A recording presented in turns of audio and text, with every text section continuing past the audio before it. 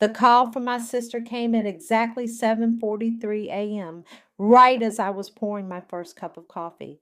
I knew it was urgent because everything with Wren was urgent. The sky could be falling, or she could have chipped a nail, both qualified as DEFCON 1 in her world. Peyton, thank God you picked up. Her voice had that familiar pitch of manufactured panic.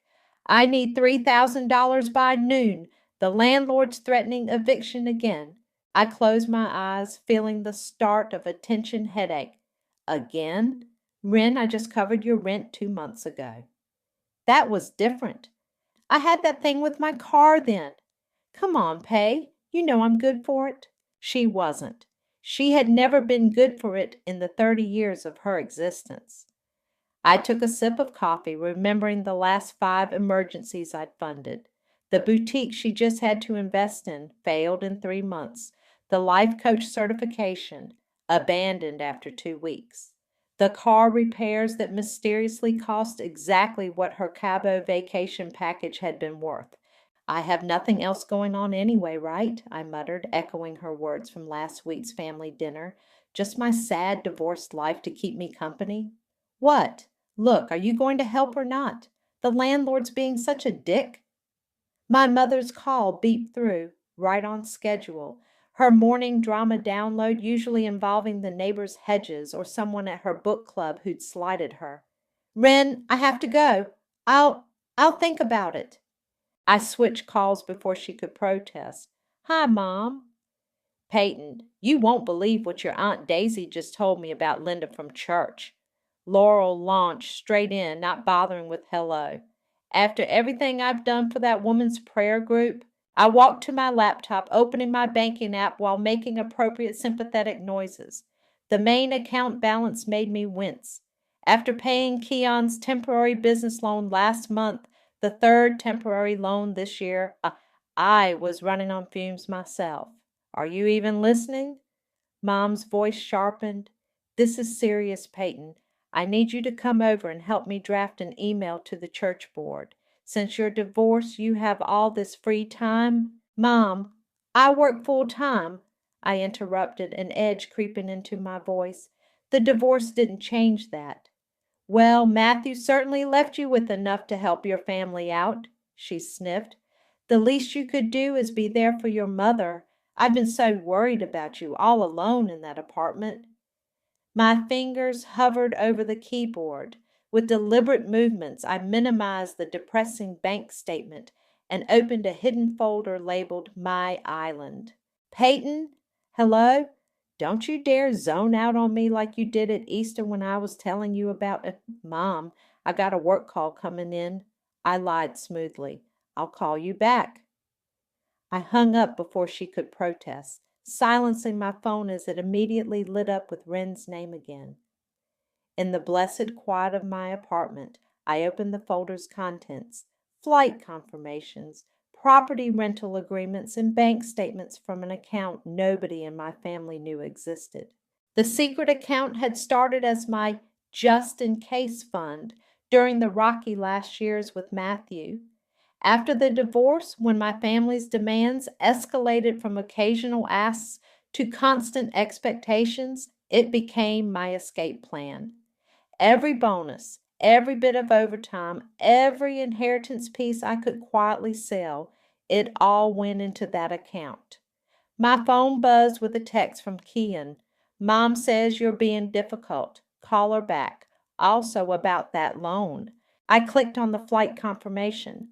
In exactly 1 week, I'd be on a plane to a small coastal town where nobody knew the name Peyton, nobody had my number, and nobody thought I owed them a damn thing.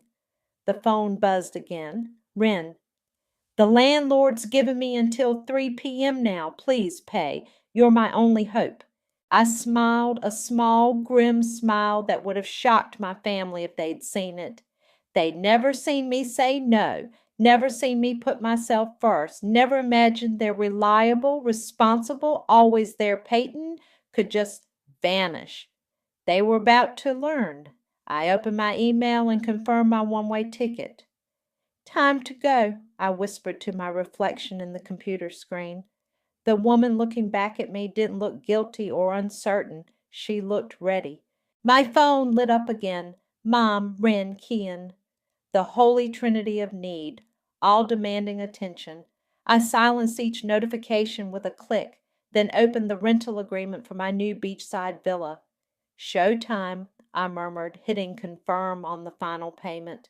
1 week, 7 days until I turned their perfect little support system into a ghost. For once, I couldn't wait. The week passed in a blur of careful preparation.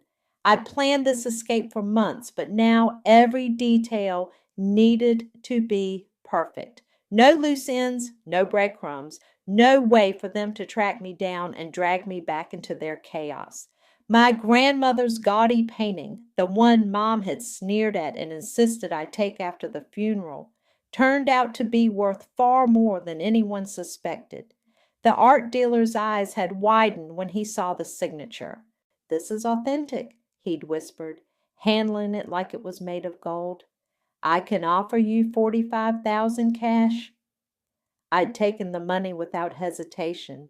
Grandma, who'd always encouraged my dreams of living by the sea, would have approved. The apartment was trickier. I left just enough furniture to make it look lived in. Some old clothes in the closet, dishes in the cabinet, my least favorite books on the shelves. Everything valuable had already been shipped ahead or sold. My phone buzzed constantly. I answered just enough calls to avoid suspicion. "Of course I'll help with the church fundraiser, Mom. Next weekend? Oh, I might have to work." "Sure, Ren. We can discuss your new business idea. Later this week? Let me check my calendar." "Kian, about that loan repayment. Yes, I remember you said end of the month. Empty promises, all of them. By the time they realized I was gone, I'd be unreachable.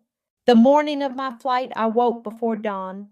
My carry-on was packed with essentials, laptop, important documents, a change of clothes. Everything else had been carefully shipped to a storage unit near my new rental, arranged under a different name. My phone chimed with Ren's daily crisis text. "Emergency! Need to talk ASAP." I typed back, "In a meeting, call you later." The same response I'd given her countless times before. She'd never guessed it would be the last. The drive to the airport felt surreal. Traffic was light, the sky just beginning to brighten. My phone started its usual morning symphony, Mom calling for her daily download of neighborhood drama, Ren following up on her emergency, Kian probably checking on his loan. I let them ring. At the airport, I parked in long-term parking, another false trail. The car would be sold remotely through a dealer next week. I walked through the terminal, boarding pass in hand, feeling lighter with each step. Final boarding call for Flight 21A7. I settled into my window seat, watching the ground crew through the small oval window. My phone had exploded with notifications. Mom, 8:47 a.m. "Why aren't you answering? I need to tell you about what happened at Bridge Club." Ren, 9:03 a.m. "This is serious. Call me." Keon, 9:15 a.m. "Hey, about that money. Getting some pressure from my investors." Mom, 9:22 a.m. "Peyton, Marie, don't you dare ignore your mother." Ren, 9:30 a.m. "OMG, why are you being so selfish?" "I'm literally crying." The flight attendant passed by, checking seatbelts.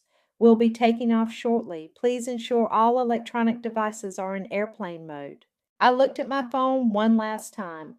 57 missed calls, 32 text messages, 5 voicemails. With a smile, I switched it to airplane mode and closed my eyes as the engines roared to life. 3 hours later, I stepped out of a different airport into warm, salty air. Palm trees swayed in the breeze, and I could hear seagulls in the distance. My new life was waiting. I turned my phone back on, bracing for the onslaught. It didn't disappoint. Kian, 10:45 a.m. "Peyton, where the hell are you? Ren is having a meltdown." Mom, 11:17 a.m. "Your sister is hysterical. What kind of daughter ignores her family like this?" Ren, 11:45 a.m. If you don't call back in 5 minutes, I'm calling the police. I scrolled through them, feeling nothing but a distant amusement. Let them panic. Let them feel what it's like to not have their safety net for once. A taxi pulled up, and I gave the driver the address of my rental villa. As we drove along the coast, I watched the waves crash against the shore. My phone kept buzzing with their increasing desperation, but for the first time in years, I felt truly free. They'd never understand why I left. They'd paint me as the villain, the selfish daughter who abandoned her family. But as the taxi turned onto a quiet street lined with palm trees, I realized I didn't care anymore. Let them talk. Let them cry. Let them finally face the consequences of their own actions. I was done being their ATM, their therapist, their solution to every self created problem. I was just done. The villa was everything the photos promised, a small whitewashed house with blue shutters, just 2 blocks from the beach. I spent the first day setting up my new space, letting their frantic messages pile up unread. By sunset, I finally allowed myself to listen to the voicemails, each one better than the last. Peyton! Wren's voice was thick with tears. I had to borrow money from a payday loan place because you ignored me. How could you do this to me? Delete. Sweetheart. Mom's saccharine tone dripped with manipulation.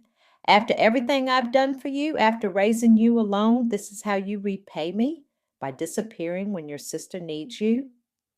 Delete. This is ridiculous. Keon's message started with his typical condescension. Mom's beside herself. Wren's threatening to move back home, and I'm stuck dealing with their drama. Whatever point you're trying to make, grow up and come handle this. Delete. I poured myself a glass of wine and stepped onto the small patio, listening to the distant sound of waves instead of their guilt-tripping voices. A memory surfaced. Mom's words after my divorce became final. Well, at least now you can focus on what's really important. Family. It's not like you have your own children to worry about, thank goodness. Matthew was right about that, wasn't he? The wine turned bitter in my mouth. That comment had cut deep, especially since she knew we'd been trying for years before the marriage fell apart. But now, sitting in my peaceful new home, the sting was finally fading. My phone lit up with a new voicemail. Mom again, but her tone had shifted from guilt-tripping to rage. How dare you? Do you know what I had to do today? I had to deal with Wren's landlord myself, me, after my bridge game. I had to write her a check from my emergency fund because my ungrateful daughter decided to play hide and seek. I laughed out loud at that one. Her emergency fund, probably filled with money she'd guilted out of me over the years. The next morning, I walked to a local cafe for breakfast. My phone buzzed with a text from Kian. Found your apartment, half empty. What game were you playing? I sipped my coffee, imagining their confusion. Had they expected to find a note, some dramatic explanation? Or maybe they'd hoped to catch me in the act, to stop me with their tears and demands. Mom's talking about filing a missing persons report, his next text read. Fix this. I blocked his number. The cafe owner, an older woman with kind eyes, noticed my smile. Good news? Just enjoying the peace and quiet, I replied, realizing it was the first real conversation I'd had in days that didn't involve someone asking me for something. Back at the villa, I found 3 more voicemails. Wren had moved from tears to threats. I swear to God, Peyton, if you don't call back, I'm going to tell everyone about that thing that happened in college. You know what I mean. How do you think Mom would feel about that? I rolled my eyes. The thing in college was me covering for her failed classes by paying her tuition anyway. Some threat. Mom's latest message was a masterpiece of martyrdom. I had to cancel my spa day to deal with this mess. My blood pressure is through the roof. If anything happens to me because of this stress, it's on your conscience. I deleted them all and went for a walk on the beach. The sun was warm, the breeze was perfect, And for the first time in years, I didn't have to worry about anyone else's problems. That evening, a final voicemail from Mom stopped me cold.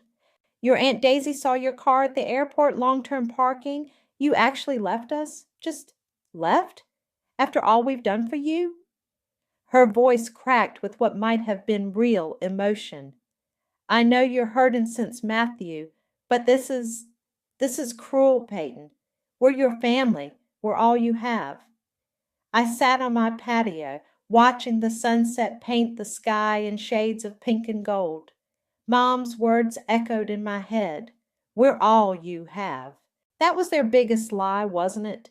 Making me believe I needed them more than they needed me. Making me think I couldn't exist without their constant demands and drama. My phone chimed with a new message from Wren. Her tone had changed completely, becoming eerily calm. I know you always dreamed of the coast, Peyton. I've been looking at your old Pinterest boards. You can't hide forever. I'll find you. I stared at the message, feeling my peace crack slightly. She was right about one thing. I couldn't hide forever, but I could sure as hell make it difficult for them to find me. Wren's threat changed my routines. I stopped posting on my usual morning walk route, switched cafes, and kept looking over my shoulder. It was exhausting. But then I remembered the time Keon dismissed my burnout 2 years ago. Suck it up, he'd said, sipping the expensive whiskey I bought him for his birthday. It's just family. We're not asking for that much. I'd been in the hospital that week, severe exhaustion and panic attacks. None of them visited. They just called to ask when I'd be back at work because Wren needed help with her car payment. A knock at my villa door made me jump. It was just Yasmin, the artist who ran the pottery studio down the street. I'd signed up for classes as a distraction. You missed morning session, she said, holding up a paper bag. Brought you a muffin. Everything okay? I hesitated, then invited her in. It felt strange having someone in my space who wasn't demanding anything. My sister's trying to track me down, I explained, making coffee. She's persistent. Yasmin raised an eyebrow. Sounds like there's a story there. Before I could respond, my phone buzzed with a text from my cousin Rachel. Hey, Pay, don't know if you're getting messages, but thought you should know. Wren lost her apartment. She's moving in with your mom. It's not going well. I showed Yasmin the text, then the flood of messages that followed. Your mom's beside herself. Says she can't handle Wren's attitude, but can't throw her out. Keon's furious because your mom keeps calling him for money now. Aunt Daisy's telling everyone you had a mental breakdown. Just FYI. Yasmin whistled low. Wow, they sound charming. They're why I left, I said, surprising myself with the admission. I was their ATM, their emotional punching bag, their solution to every problem. When I got divorced, it got worse. Like I owed them more because I didn't have my own family anymore. And now they're reaping what they sowed, Yasmin nodded. Good for you. My phone rang. Keon's number from a different phone. I let it go to voicemail. Peyton! His voice was strained. Mom's not well. She had to go to the doctor. This is on you. And there's something else. Something about her finances you don't know. Yasmin watched my face. You're not calling back, right? No, I said, but my hand shook slightly as I deleted the message. He's probably lying about Mom being sick. They played that card before. But I've never heard him sound like that. Another text from Rachel. Mom told me something weird. Said Aunt Laurel's been acting strange about money lately. Keeps talking about some account your grandma set up. I frowned. Grandma had set up a joint emergency account for Mom and me years ago, but it had been empty for ages, hadn't it? Your family sounds like they're imploding, Yasmin observed, finishing her coffee. Not your circus, not your monkeys anymore. She was right. I'd spent years being the responsible one, the fixer, the human safety net. Now they were facing the consequences of their own actions, and I didn't owe them a rescue. My phone buzzed again. Keon, drunk dialing from yet another number. Pay? Look, I know you're there, just Mom's losing it. She keeps talking about this account, saying she didn't mean for it to go this far. Something about Grandma's money? She said she only took it because you owed her, after the divorce, for being such a disappointment. The message cut off, but my blood ran cold. That old joint account. I stopped checking it years ago, assuming Mom had used it for actual emergencies. You okay? Yasmin touched my arm. You've gone pale. I need to check something, I mumbled, pulling up my banking app. The old account was buried in my archived accounts, untouched for years. When the balance loaded, I nearly dropped my phone. $0. Last withdrawal 2 weeks ago. Regular withdrawals dating back 3 years, totaling over $60,000. My grandmother's emergency fund. My mother had been draining it systematically, all while demanding more money from me, all while calling me a disappointment. Oh my God, I whispered. Yasmin read over my shoulder, her eyes widening. Your mother stole from you? My hands stopped shaking.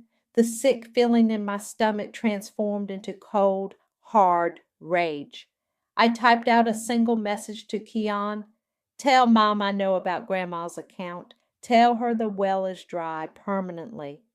Then I blocked his new number too. You know what? I stood up, grabbing my car keys.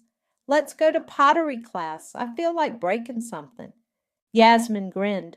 Now that's a spirit. 3 days of silence followed my message to Keon. I spent them throwing pots at Yasmin's studio, each piece of clay becoming my mother's betrayal, my sister's entitlement, my brother's condescension. By the fourth day, I'd actually made something decent, a tall vase with wave patterns. You're getting better, Yasmin said, watching me glaze it. Anger is good fuel for art. My phone lit up with a new voicemail from an unknown number. Keon again, his words slurred. So now you know about the account. Mom's been crying for 2 days straight, saying she didn't have a choice. Said you abandoned her after the divorce just like Dad did. She kept saying she deserved that money more than you because she sacrificed everything for us. I nearly dropped the vase. Sacrificed everything? She used my inheritance to fund her spa days. Keep going, Yasmin encouraged, steadying my hands on the pottery. What else did she take? The next voicemail played automatically. She said Grandma always liked you better. That's why she set up that account. But Mom needed it more, she said. For her retirement, for helping Wren. She just took a little at first, then more, then delete. Your mother sounds like a piece of work, Yasmin commented, helping me place the vase in the kiln. You don't know the half of it. I checked my email, finding a message from Rachel. Pay? Mom finally told me everything. Aunt Laurel's been using that account since your divorce. Said she deserved compensation for emotional damages because your failed marriage embarrassed her at church. I'm so sorry. I had no idea she could be so. I closed the email. The kiln's heat felt good, burning away the last traces of guilt I might have felt. My phone rang again. This time it was Wren using Mom's phone. How dare you cut us off like this? Mom's a wreck. She might lose her house because you're being so selfish. She only took what she deserved. I cut her off mid-rant, blocking that number too.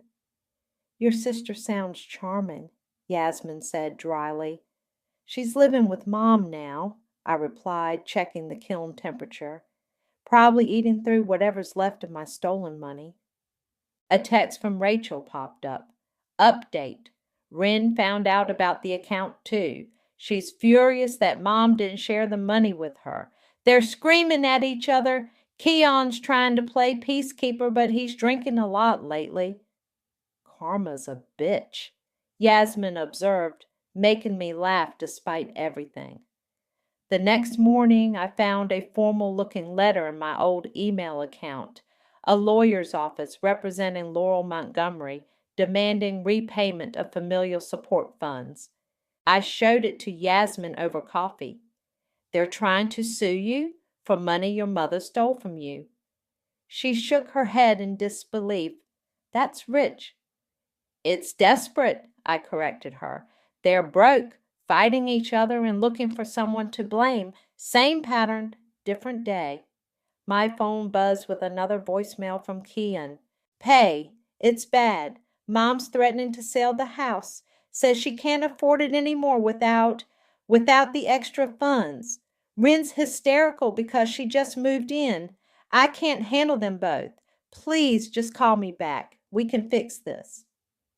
I deleted it, remembering all the times I'd fixed things, all the times I'd emptied my accounts to solve their problems, all while my mother was secretly draining my inheritance, punishing me for daring to have a failed marriage. What are you thinking? Yasmin asked, watching my face. I'm thinking about karma, I said slowly, about how they're finally facing consequences. Mom losing her house because she stole my money. Ren losing her safety net because she pushed too hard. Keon dealing with their drama because he enabled it for years. And how does that make you feel? I considered the question, looking at my finished vase cooling in the kiln. It wasn't perfect, but it was strong, complete, like me. Validated, I finally answered. They're showing their true colors now. Mom stealing from me, Ren defending the theft, Keon trying to guilt me into fixing their mess. It proves I was right to leave. My phone lit up with a final message from Rachel. They're talking about hiring a private investigator to find you. Mom's desperate, says she needs to explain her side. Just wanted to warn you. I showed Yasmin the text, feeling strangely calm. Let them look, I said, picking up my vase. They won't find me, and even if they did, they have no power over you anymore, she finished. Exactly. I traced the wave patterns I'd carved. I'm not their ATM, their therapist, or their victim anymore. I'm just free. The vase felt solid in my hands, unbreakable, like me. The silence lasted exactly 1 week before Aunt Daisy launched her attack. Her message arrived while I was setting up my small pottery display at the local artisan market. Your mother is in pieces, she wrote. How could you abandon your family like this? After everything she's done for you, family duty means nothing to your generation. Yasmin, helping me arrange my vases, read the message over my shoulder. Everything she's done for you? Like stealing your inheritance? I blocked Aunt Daisy's number and focused on adjusting a bowl's position. The market was busy, tourists browsing the stalls in the warm morning sun. This was my first time selling my work. Small pieces born from anger and betrayal, transformed into something beautiful.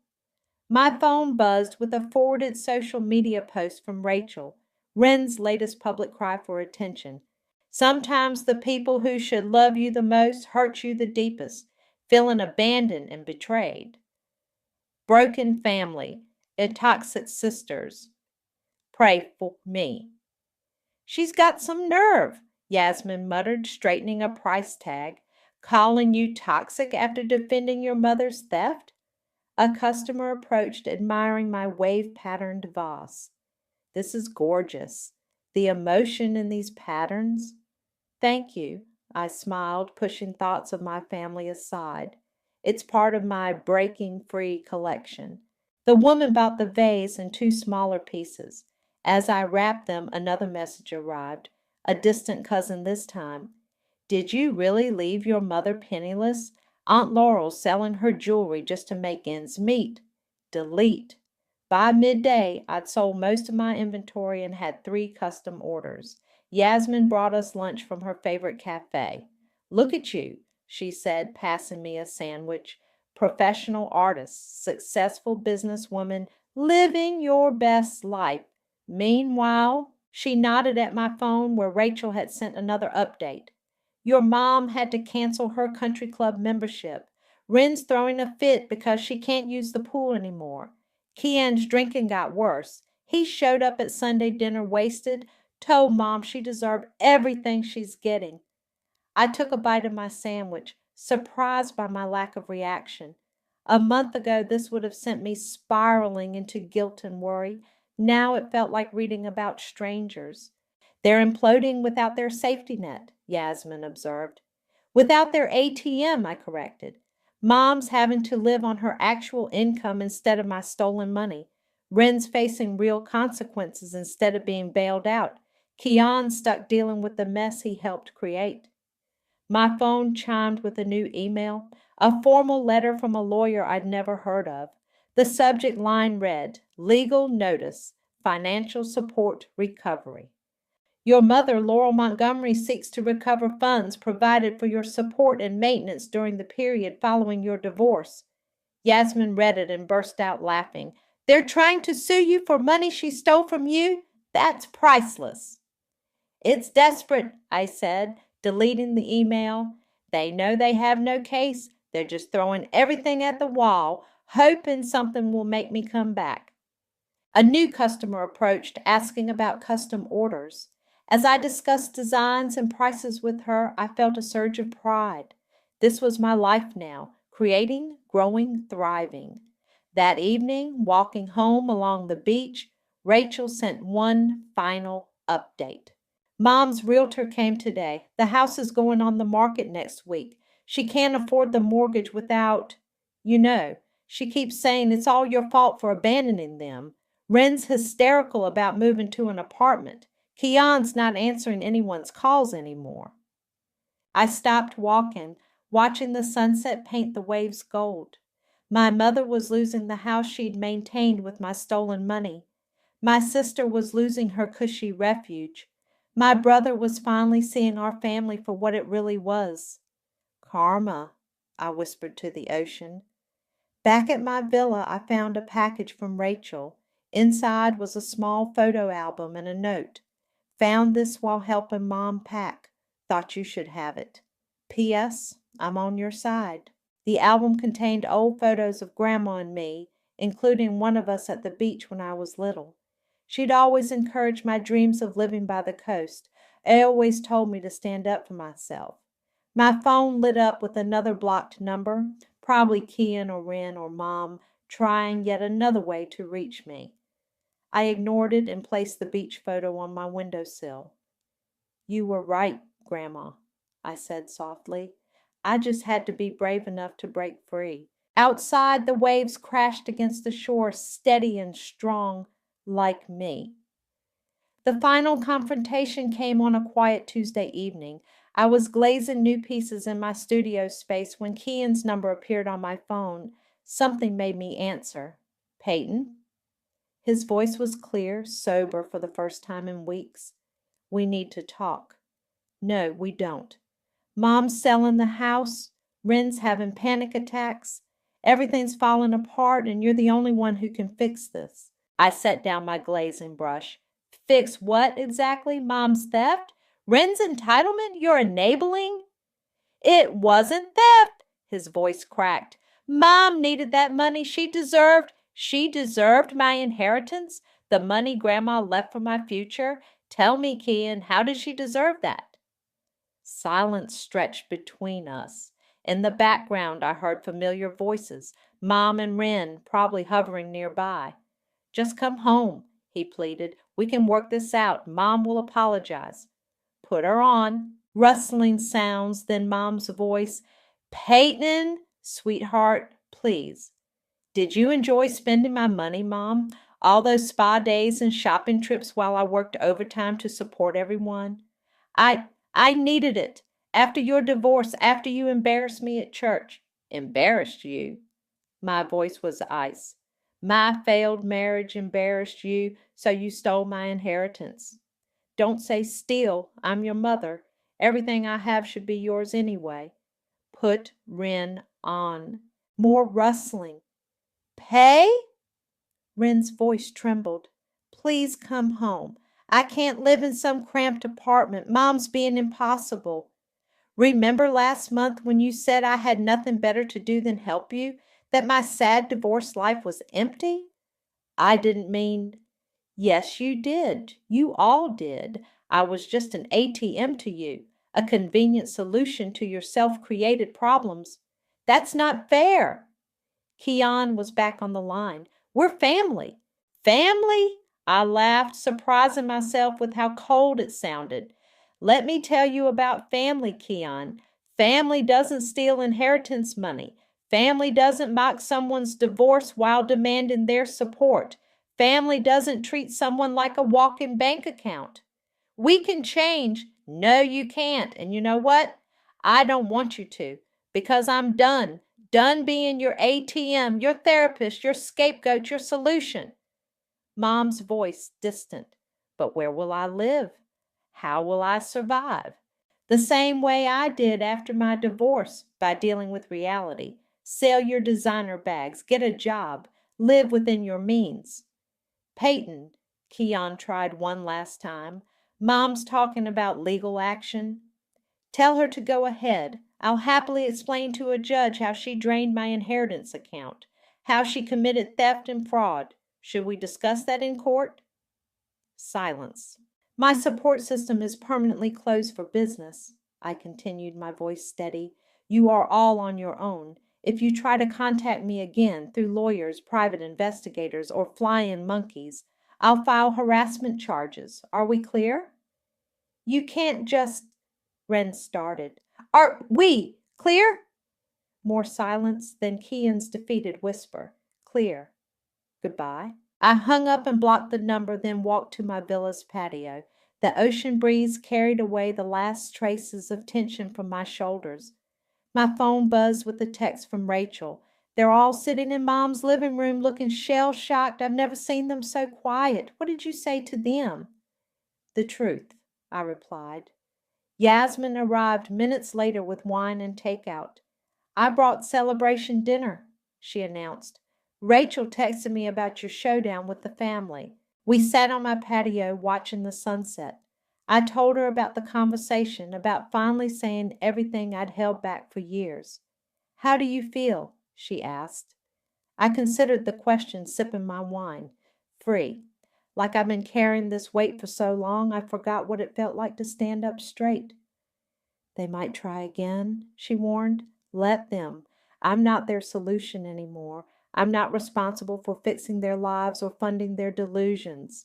My phone buzzed one last time. Rachel again. Mom's crying about having to sell her jewelry.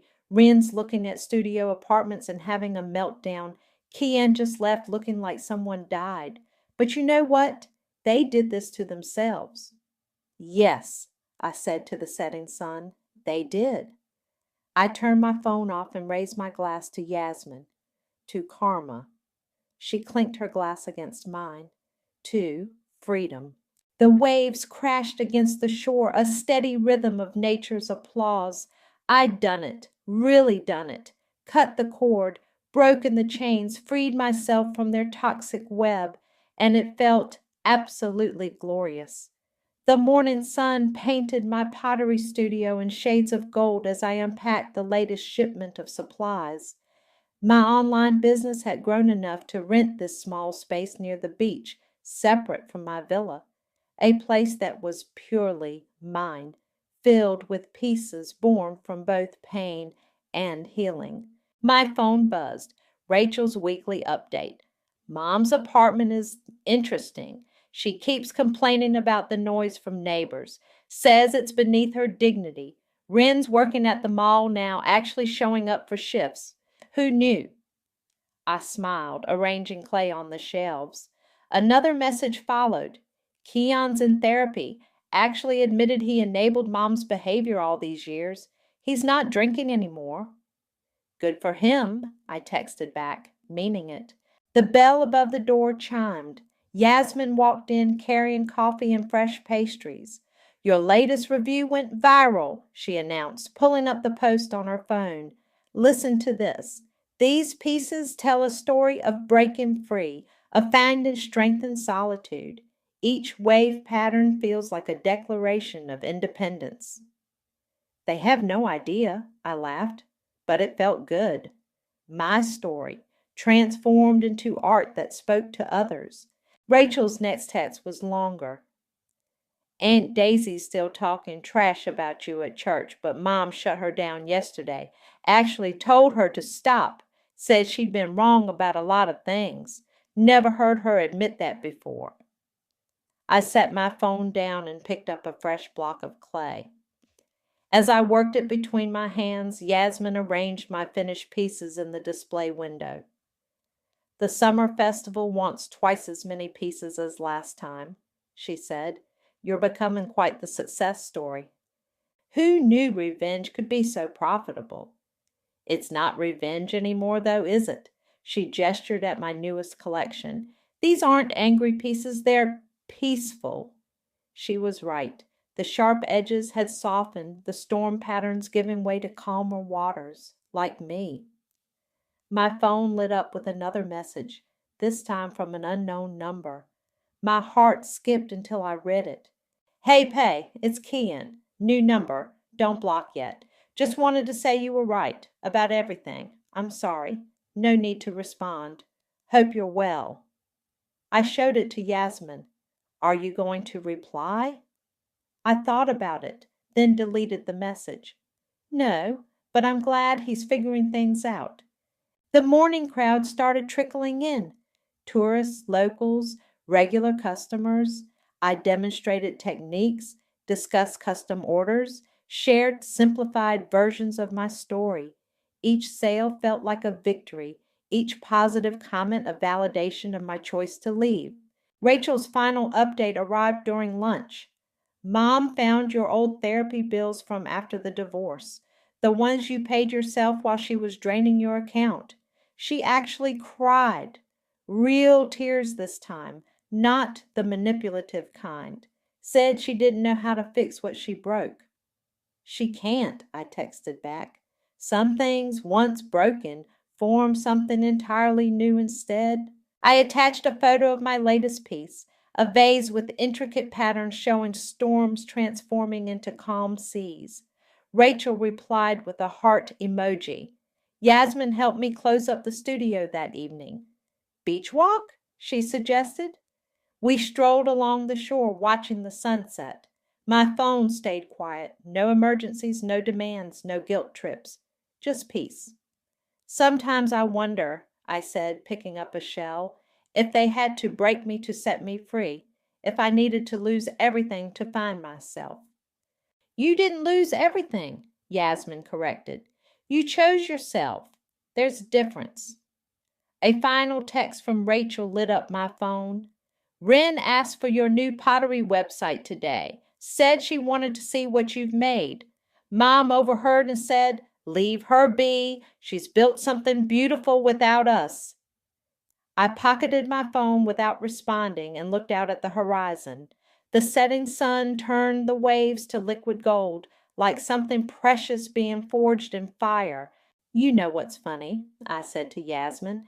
They thought they were punishing me, taking my inheritance, demanding my time, mocking my divorce. But they gave me the greatest gift instead. Freedom? The courage to choose myself, to build something new from the broken pieces. We walked back to my villa as the first stars appeared. My phone stayed silent. No emergencies, no crises, no demands. Just the sound of waves and wind and my own steady heartbeat. Inside, I looked at my grandmother's photo on the windowsill. She'd always said I had the ocean in my soul. She was right, not just about the waves and tides, but about the strength, the power to reshape shores, to weather storms, to find peace in my own depths. I didn't need their chaos anymore. I had built something better, a life that was completely, unquestionably, magnificently my own, and it was beautiful.